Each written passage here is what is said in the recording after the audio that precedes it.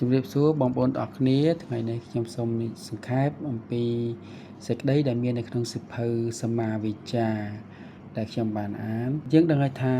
អណ្ដាតជាអាចកន្លងបានសុខទុក្ខផងក៏ព្រោះអណ្ដាតរនាបបាក់គឺយករនាបជួសសម្ដីហួសគ្មានអ្វីជួសឡើយសម្ដីជាមធ្យោបាយនាំនៅសុខចម្រើនប្រយោជន៍មនុស្សអាចនិយាយ 25,000 ពាក្យក្នុងមួយថ្ងៃហើយបុគ្គល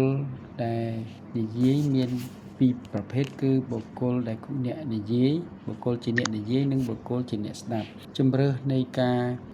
និយាយក៏មានពីរដែរគឺជំរើសនៃការនៅស្ងៀមនិងជំរើសនៃការនិយាយអំណាចនៃសម្ដីក៏មានពីរផងដែរគឺអំណាចនៅក្នុងការបង្កើតនិងអំណាចនៅក្នុងការបំផ្លាញហើយសម្ដីជាសំខាន់នោះគឺមានពីរយ៉ាងគឺមិច្ឆាវាចានិងសម្មាវាចាចំពោះ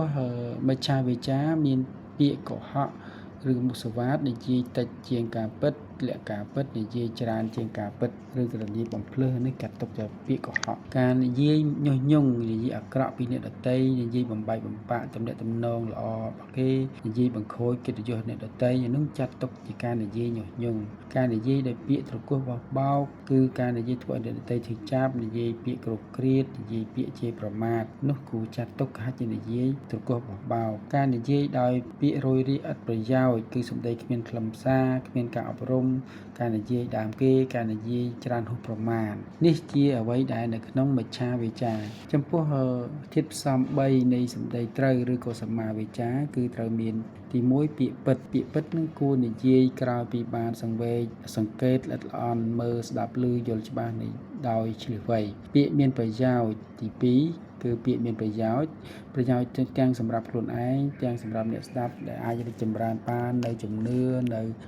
សិលធម៌នៅបញ្ញានិងនៅគុណធម៌ពាក្យទី3គឺពាក្យជាទីរីករាយពាក្យជាបយវាចាគឺសម្ដីជាទីរីករាយទៅ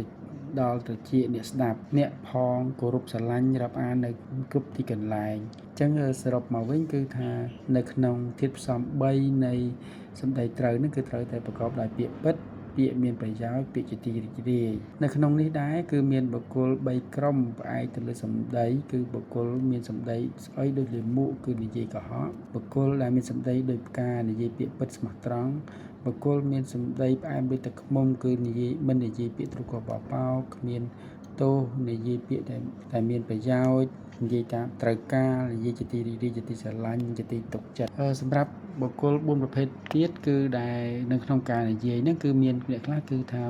ពេលគួរសរសើរគេសរសើរពេលបន្ទោសគេនៅស្គៀមទី2គឺពួកគេពេលដែលគួរសរសើរគេនៅស្គៀមពេលគួរបន្ទោសគឺគេបន្ទោសទី3គឺគួរពេលដែលគួរសរសើរគឺគេសរសើរគេនៅស្គៀមប៉ុន្តែពេលគួរបន្ទោសក៏នៅស្គៀមដែរហើយទី4គឺគួរពេលដែលគួរសរសើរគឺសរសើរពេលគួរបន្ទោសគឺបន្ទោសចំណុចនេះគឺអ្នកនិពន្ធបានណែនាំឲ្យជ្រើសរើសនៅពេលដែលគួរសរសើរពេលគួរបន្ទោសគឺគួរគេបន្ទោសក្នុងរូបមន្តនៃការនិយាយត្រូវប្រកបដោយអង្គ3គឺពាក្យពិតមានប្រយោជន៍ពាក្យជាទីរីករាយអ្វីដែលយើងគួរពិចារណានៅក្នុងការនិយាយទី1គឺពាក្យពិតពាក្យមានប្រយោជន៍ពាក្យជាទីរីករាយហើយនិយាយត្រូវតាមកាលៈទេសៈតាមកាលផងដែរនៅក្នុងការនិយាយនេះមានជម្រើសតាក់ទងនឹងការសួរគឺការសួរនិងការឆ្លើយការសួរមានជម្រើស2គឺជម្រើសនៃការសួរជម្រើសនៃការនៅស្គៀមមិនទទួលយកចម្លើយពិតបាននៅពេលដែលយើងចង់សួរគេនរណាម្នាក់នៅពេលដែលខ្លួនឯងមិនទាន់អាចទទួលយកការចម្លើយនៃការពិតបានគឺយើងនៅស្ងៀមសិនជម្រើសទី3ជម្រើសមួយទៀតនៃការឆ្លើយគឺការឆ្លើយមានអាចឆ្លើយតាមរយៈការនៅស្ងៀមហើយមិន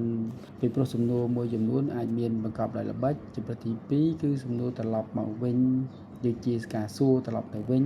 ហើយជំរើសទី3គឺឆ្លើយភ្ជាប់ជាមួយរឿងនិទាននិងព្រឹត្តិការណ៍ជាមួយបទពិសោធន៍ផ្សេងៗនៅក្នុងការនិយាយនេះក្នុងលក្ខណៈជាវាគ្មិនគឺយើងត្រូវមានលក្ខណៈ5យ៉ាងគឺមានសមត្ថភាពបញ្យលតាមលំដាប់លំដោយ